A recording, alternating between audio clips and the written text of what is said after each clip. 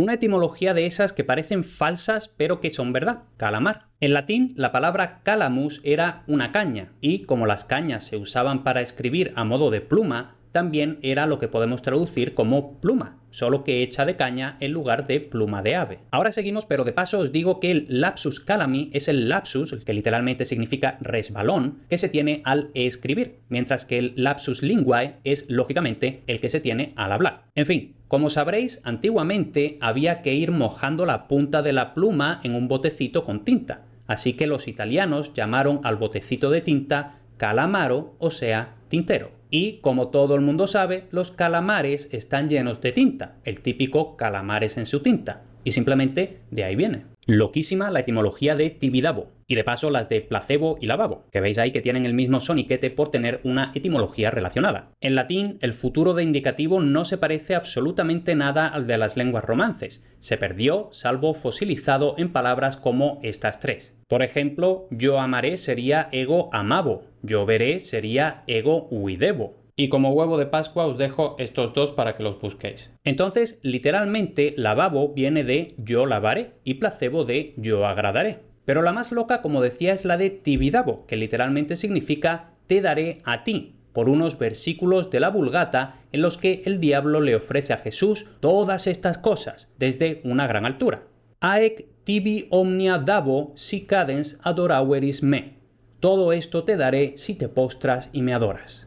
¿Alguna vez habéis oído o leído que el presidente es el ente que preside o que el alumno es el que no tiene luz? Etimologías ridículas donde las haya, pero todavía muy cacareadas por redes sociales. Pues traigo otra aún peor y que probablemente no conocéis. Pero primero una real y curiosa. Algo maleable, típicamente un metal, es algo que se puede moldear, algo que se puede modificar de forma fácil y sin romperse. Esto viene del latín malleus, que significaba martillo. O sea, algo maleable es que se puede martillear para cambiar su forma. Bueno, quizá os suena el Malleus Maleficarum, literalmente el martillo de maléficas, es decir, el martillo de las brujas, un tratado escrito en el Renacimiento sobre la persecución de las brujas. Pues aquí se incluía una etimología bastante loca, según la cual el latín femina, mujer, viene de fe minus, o sea, sin fe, es decir, que las mujeres no tenían fe y claro, por eso la brujería era cosa de mujeres. Puede parecer muy random, pero la palabra random ya se usaba en español en el siglo XIV, el famoso arcipreste de Ita, ni más ni menos. Con algún matiz, por supuesto, pero vamos a verlo. Literalmente, random en inglés significa aleatorio, pero también se usa a menudo con el significado de sin venir a cuento, arbitrario, sin fundamento,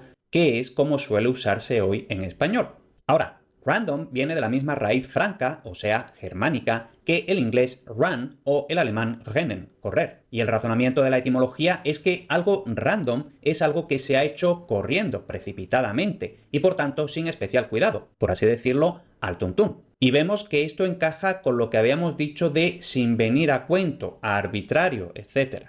Y ahora volvemos al español. Ya el arcipreste de Ita escribe de rondón. Por supuesto, rondón es la versión española de random, que es una expresión que aún se usa en algunas partes de España e Hispanoamérica. Un ejemplo de Pérez Galdós. ¿Cuál era el intento de Fortunata y qué iba a hacer allí? Friolera. Pues nada más que entrar en la casa sin pedir permiso a nadie, llamar, colarse de rondón, dando gritos y atropellando a todo el que encontrara. Y otro que me gusta aún más del siglo XVI. Estando Jenofonte comiendo, llegaron dos mancebos y entráronse de rondón a él. O sea, esto hoy la gente diría perfectamente, estaba Jenofonte comiendo y se le acercaron dos tíos en plan random. La etimología de limosna es simple pero curiosa. Procede del griego elemosine, que en su origen significaba piedad, compasión, y luego en griego bíblico pasó a significar también caridad, limosna. Ahora, si lo pensáis un momento, se parece mucho al Kyrie eleison, que literalmente es Señor, apiádate, es decir, Señor, ten piedad, como se suele traducir. Y obviamente ahí tenemos la misma raíz. Esta palabra se documenta muy tempranamente en español como almosna, que es una forma muy parecida a la que se encuentra en otras lenguas, incluido por ejemplo el inglés. Y aunque esta es la versión más temprana, almosna, la que va a triunfar en español es una forma semiculta, el limosna, que quizá por interferencia del al, con el que comienzan muchas palabras en español por influjo árabe, pasó a alimosna. Y luego, ¿cómo se perdió esa A del principio de alimosna? Si tú dices la alimosna con el artículo al principio y lo dices normal, la limosna, como esas dos A's están muy pegadas, al final acaban pronunciándose juntas o incluso una sola A. Tenemos aquí lo que se llama falso corte morfológico, que es cortar, por así decirlo, lo que estás pronunciando, pero no cortarlo como corresponde, digamos. Y por tanto la alimosna queda como la limosna. Preguntadle por mañana por la mañana a algún extranjero que conozcáis. Es probable que le haga gracia esa repetición, mañana por la mañana. Eso es porque hoy usamos en español, aunque no en castellano medieval, luego lo vemos, mañana con dos significados. El día siguiente al de hoy y la parte del día anterior al mediodía. Esto pasa en tantas otras lenguas, pero en muchas otras son dos palabras distintas. Por ejemplo, en inglés tomorrow y morning, aunque en inglés arcaico morrow era también la mañana, así que al final está todo conectado. En cualquier caso, ¿cómo era en castellano medieval? Mirad este ejemplo. Cras mañana ir vosedes, o sea, mañana por la mañana os habéis de ir. Ahí vemos cras directamente del latín cras, con el mismo significado de día siguiente al de hoy. Y aquí justo tenemos la etimología de procrastinar, literalmente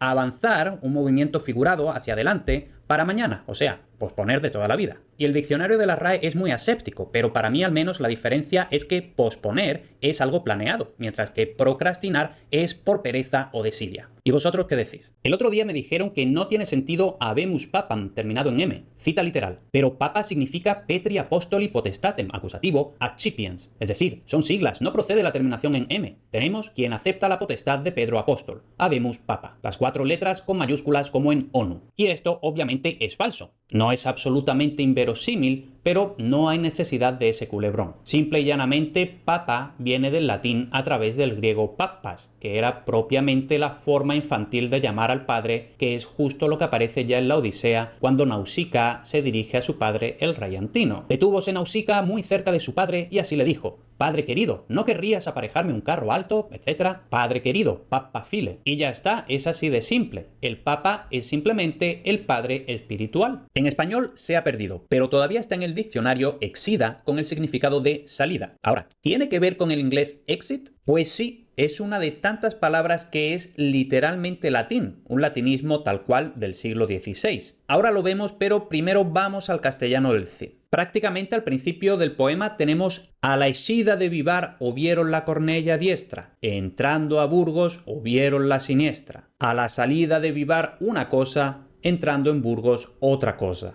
Vale, ¿y de dónde viene? Ya hemos dicho que del latín, concretamente del verbo exire, un compuesto de ire, ir, y el prefijo ex, de desde. Más literal imposible. Ir desde, salir. Y ahora volvemos al inglés exit. Literalmente de la tercera persona del singular en latín, sale. ¿Y por qué? Porque era una acotación del teatro para señalar que un personaje sale de la escena, además de exeunt, salen, cuando son varios personajes. Pues bien, exit en inglés, que hoy es una palabra totalmente normal, viene del uso del latinismo en el teatro. ¿Por qué en español usamos espada, cuando en latín lo normal era usar la palabra gladius, de donde viene por ejemplo gladiador? Efectivamente, los romanos usaban casi siempre gladius, que era la espada por defecto, digamos. Pero también tenían una palabra que era spatza, del griego space, literalmente espátula. Y el parecido no es casualidad. De este instrumento, la espátula, que podríamos traducir literalmente como espadita, espada pequeña, los romanos usaron esa palabra para llamar precisamente y de forma un poco paradójica a las espadas más grandes, normalmente las de caballería. El gladius, como hemos dicho, era la espada de tamaño normal, unos 60 centímetros, y la spatza era una espada de hasta 1 metro. Y por cierto, espalda viene de spátula, espádula, espadla, espalda, porque en principio hacía referencia al omóplato, que tiene forma de espátula, más o menos.